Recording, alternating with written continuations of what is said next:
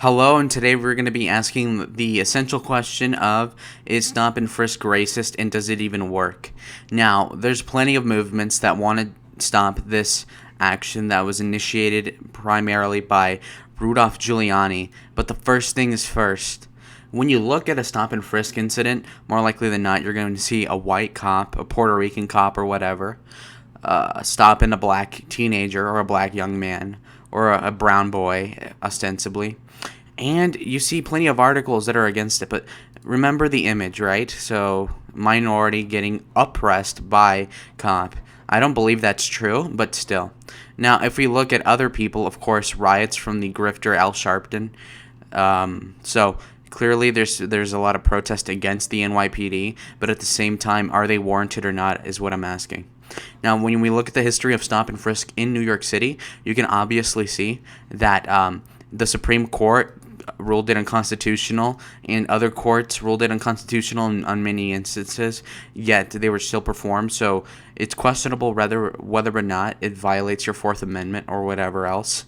So that's pretty interesting. But when we look at the pullover and the racial profiling controversies, you would notice that 90% of the people stopped in 2017 were black or Latino, mostly aged 14 to 24, and that over two-thirds of the people caught were innocent, whereas only 55% of the population was non-black or Latino, which means that they disproportionately over their population get stopped more often. Why is that?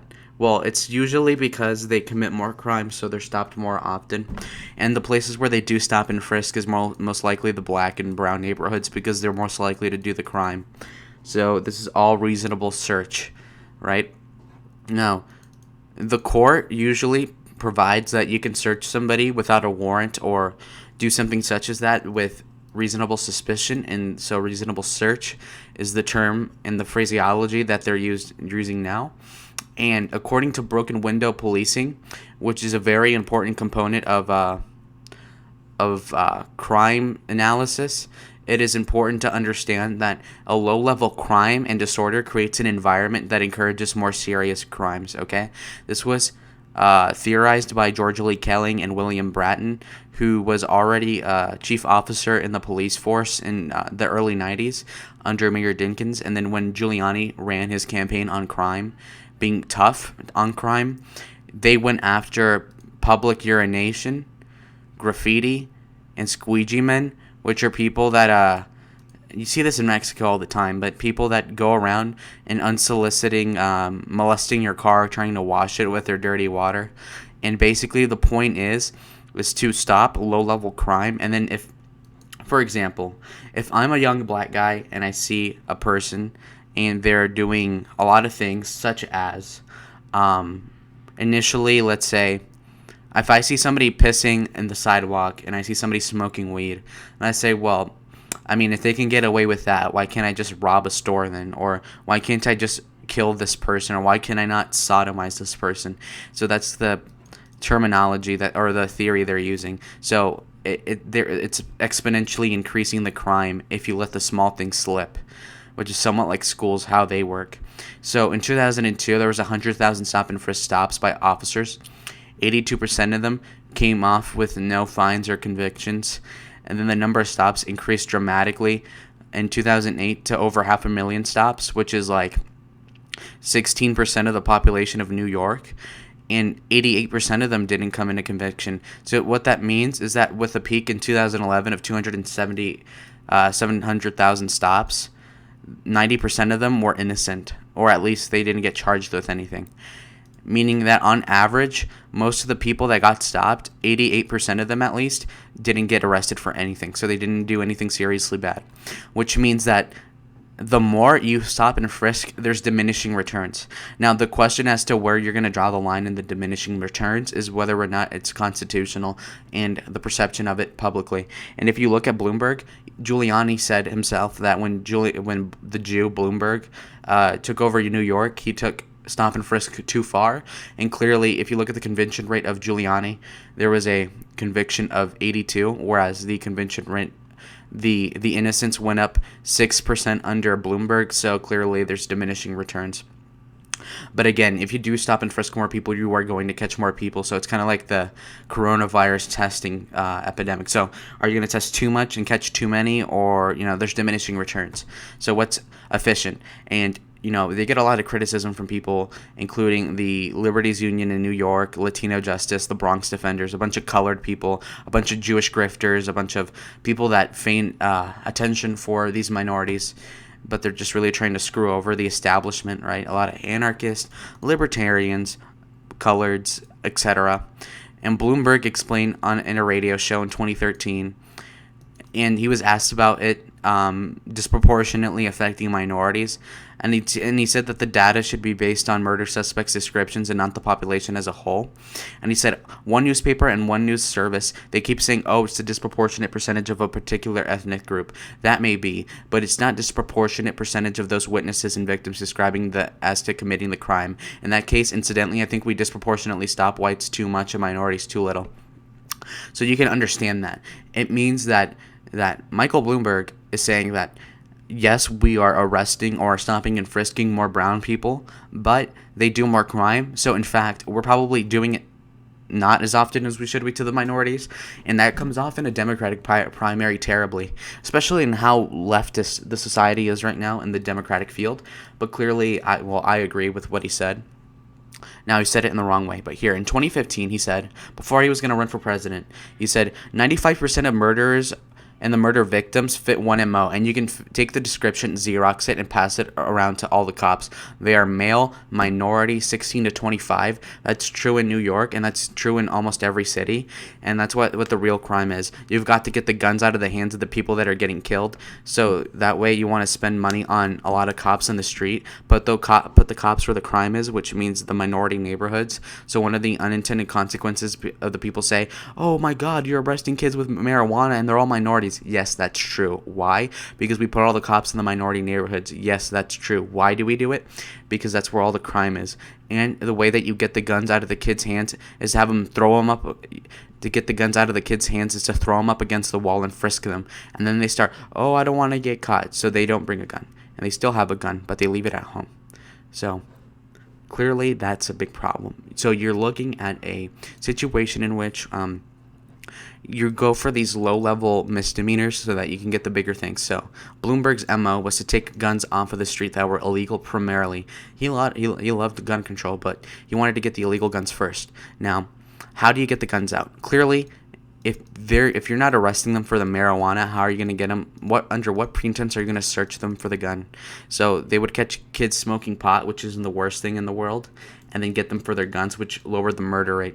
So this is very logical thinking by Bloomberg, albeit maybe not principled and very patronizing and kind of racist, but it does work, and I do support it somewhat.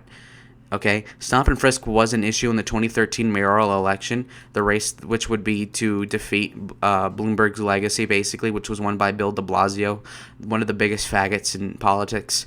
He pledged to reform stop and frisk and have an inspector general to stop the racial profiling, which was good intention but very facetious at the same time, because the minorities commit more of the crime, so they should be stopped more often than the whites and the Jews. Okay, Jews, certain types of Asians, and whites do very little crime compared to the Latinos, and then especially the blacks and the Haitians, etc., Puerto Ricans, whatever.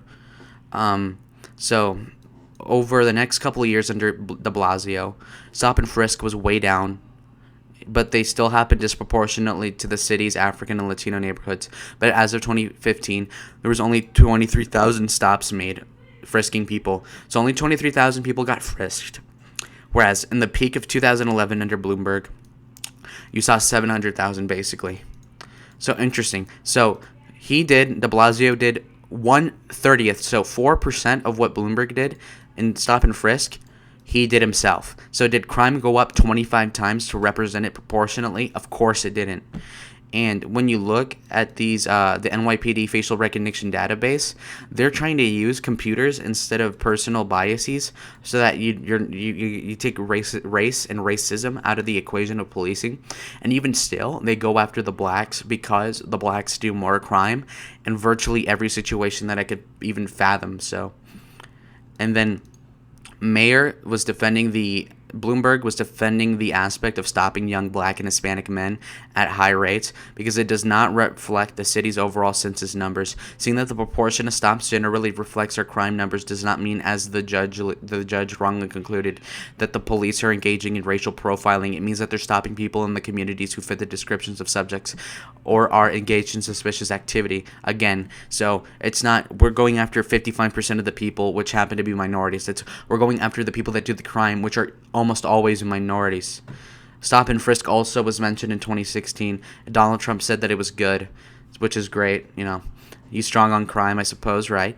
And yeah, and Barack Hussein sent an inspector trying to discourage Bloomberg from doing crime because he just loves defending criminals all the damn time, and it worked. It basically lowered the stop and frisk, but the crime got out of hand as well, which is way too bad.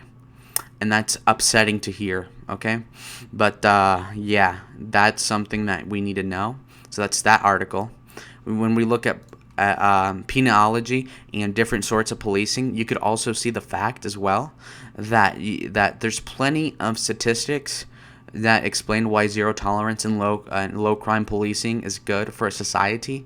And there's plenty of examples, whether it be New York City, Albuquerque, Lowell, the Netherlands even did it. But who cares, right? So let's look at Lowell, Massachusetts as an example. And when they went after 34 different crime spots, in half the spots, the authority cleared the trash, fixed the streetlights, enforced building codes, got rid of squatters, made more misdemeanor arrests, and they did more. And then the area received 20% less calls from police. So cleaning up the physical environment, as in cleaning up the broken windows, decreased the crime ostensibly by 20%. So you can see that it does do a substantial reduction in crime that happens.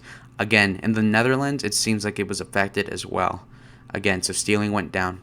Why? Because if you see that people are not if you see that people are not keeping uptight, then they're more likely to get robbed, of course. Now, Black Lives Matter would like to, it's unreasonable. No, it is reasonable. And if your people do more crime, it's more on you than the cops that disproportionately are white. Now, if we look at the squeegees, they're even in Ireland, right? Which is too bad.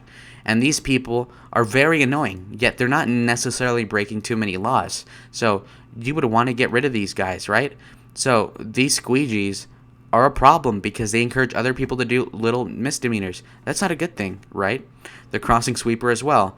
You have other types of people over time that want money for little things that you didn't even ask for, like homeless people.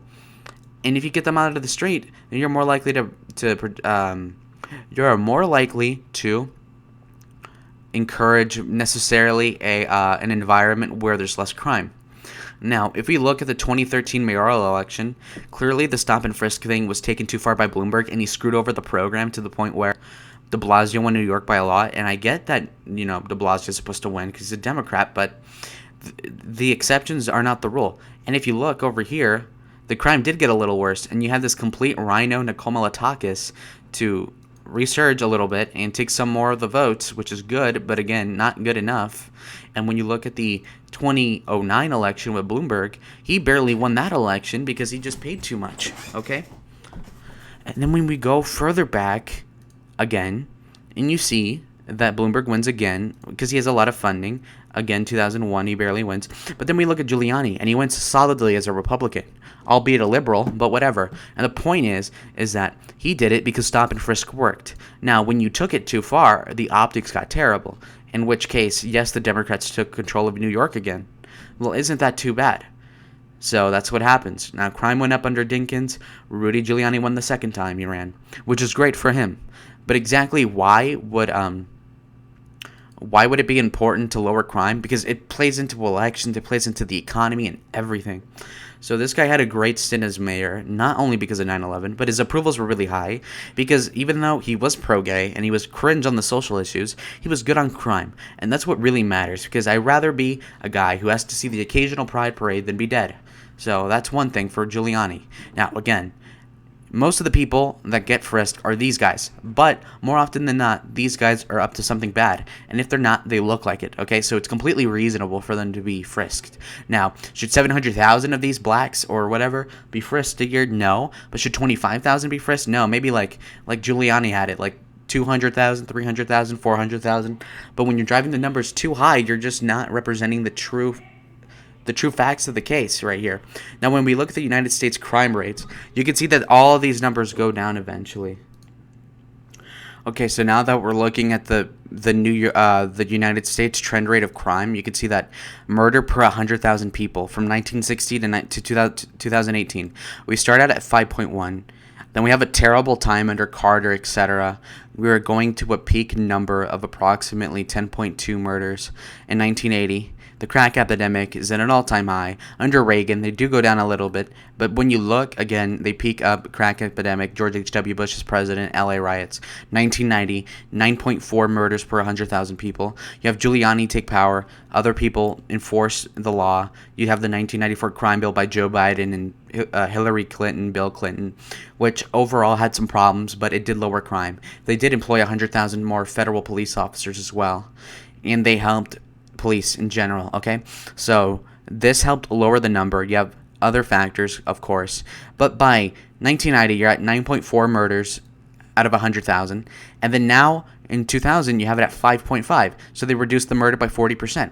And then when you go all the way to the era before the far left takes power, so 2014, the murder goes all the way to 4.4 out of the peak of 10.2. And even in the 60s, when, oh, my demographics, the white race, okay, that was still over 5 points. Even with the demographics being what they are, we are at 4.4 here, okay? And sure, it goes up to 5.3 and 5.4 and 5 because we have the far left taking power in a lot of cities, more so than the conventional neoliberal Democrats do, which are better on crime. But when you look, the murder rate even went down even though the country got more diverse because we can compensate for the diversity by... So everything's not about race, guys. You can lower crime without killing minorities. Of course, that'd be a crime in and of itself. So I'm just telling you right now. And that's the main thing I'm talking about. Now, this is America as a whole. Now, we can look at individual states and look that there was an overall trend line that went down. But at the same time, I don't need to go over that. So if we go to the great state of Arizona as an example, we could look. And the numbers tend to go down as a proportion of population, right? That's what's going on. Inmates go up, maybe, but that means we have more of the bad people out.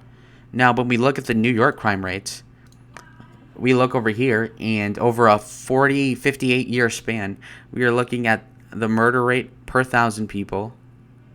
Okay, so the population of New York State was 18 million people. In 2000, okay, per 100,000.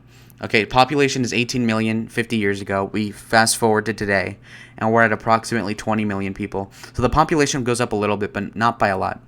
So the murder starts out at 4.6 in New York, and then it peaks all the way in approximately 1981. No. 1992, right? LA riots, remember? 14.2 under Mayor Dinkins, okay?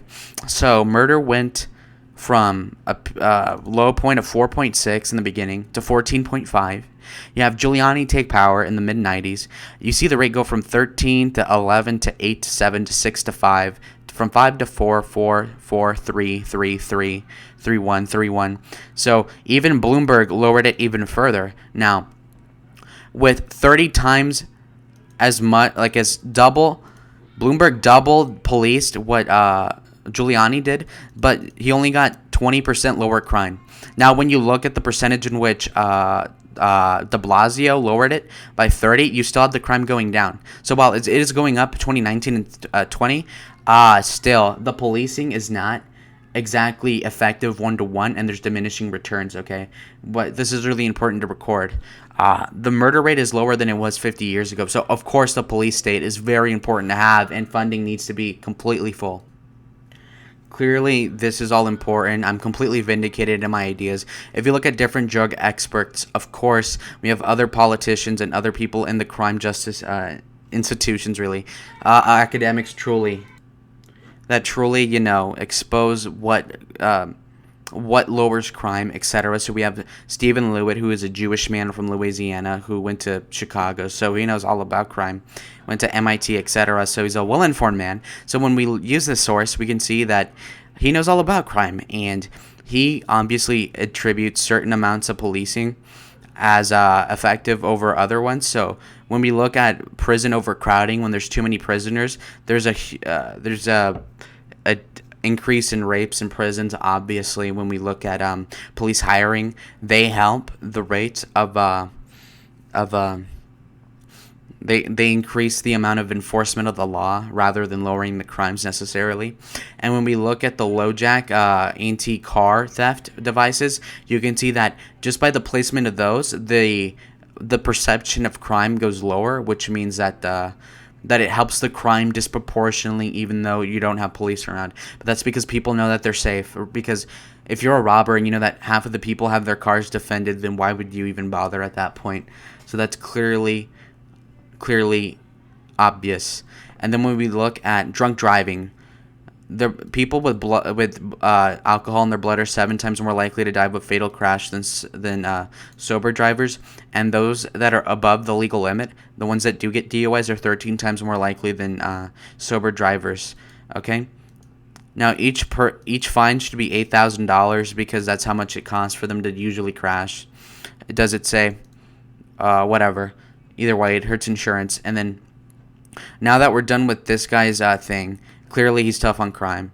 Now, we have to look at this important thing, though. The impact of legalized abortion on crime. Now, stop and frisk did a lot to lower crime. I get it. But when we look at the legality of abortion, you can see that in America, every year, approximately at the peak, there was 1 million murders per year through abortion. Now, I'm pro-life, so I think it's a murder. But basically what I'm saying is that if you look at the legalization of abortion in 1973, it is clear that by 1994 or 95, you could see a decrease in crime all over the country, not even in places that had the strict policing like in New York City or in Lowell, Massachusetts, or Albuquerque, New Mexico, but in particular places that have a lot of minorities and a lot of, overcrowded places. So basically I'm saying that he's indicating that because of abortion, a great number of the kids that would grow up neglected in single mother households, fatherless, bastard children, would grow up to not even exist. So a lot of the criminals that would be born were not. So that lowered crime in and of itself. Now, crime in New York City is very constant, and it's very bad still. I think that any murder is too high. But you can look at the crime in New York City in the history that we're looking at, and in the 2007 paper, you can see that this woman attributes a 56% drop in crime because of getting lead out of the water, helping the environment to some extent, and then the Brennan Center of Justice, other places attribute a 5% crime due to higher employment. So when you have a good economy like Donald Trump did pre-COVID, that could help the crime drop about 5% because of employment. And then when we look at the increased income growth under a booming economy, that attributes to 10% less crime, which is usually because of less robbery and because they have more money in their pockets. And then you could see another 10% of crime go down if you hire a chunk more police officers as well. And legalization of abortion also lowered crime. Stop and frisk lowered crime as well. So what we need to see is that abortion of disproportionately minorities and bastard children, the policing increasing, the amount of police increasing, the amount of frisk increasing, lowers the crime. But is it proportionate? My solution would be that we get the NYPD to frisk a couple 100,000 people a year, and that's pretty reasonable, and we have a lot more going to jail, and we will frisk plenty of people, but not like Bloomberg did. He did it too often. So let's have it at, let's say, 300,000 get frisked instead of 700,000 in the peak with the diminishing returns, which will keep the popularity of the project. And then when we look at the type of policing, we have to look. Now, I would ban abortion, but that's not going to happen, I think. Especially if I'm the mayor of New York, what the hell am I going to do with abortion anyway? So, abortion does lower crime. It's the same thing with eugenics. In fact, I'm pretty sure that Teddy Roosevelt believed in such a thing because If you get rid of the people that tend to do the bad things tend to happen less because it's a reciprocating effect. Okay, so while you may hate Bloomberg for frisking, stop and frisk obviously worked, and it's not racist if it's done by a computer, trust me. So while the media might show you this white guy bullying this black guy, that black guy was probably doing something wrong, and even if he wasn't, then what's the big deal then? Okay? And if you're a libertarian and say, oh, well, the cops shouldn't be able to stop you without you doing a crime. Well, then why are you in New York City, libertarian? Go back to a Republican stronghold where you don't have to pay a 5% property tax and a 10% income tax and at the local level and you know, not even getting started on the toll booths and all of that in New York, all that expensive rent. So, guys, thank you for watching this video. Stop and frisk to an extent works. Abortions help lower crime. I don't agree with it. Increasing the amount of police helps, etc., etc. So, guys, thank you for watching, and goodbye.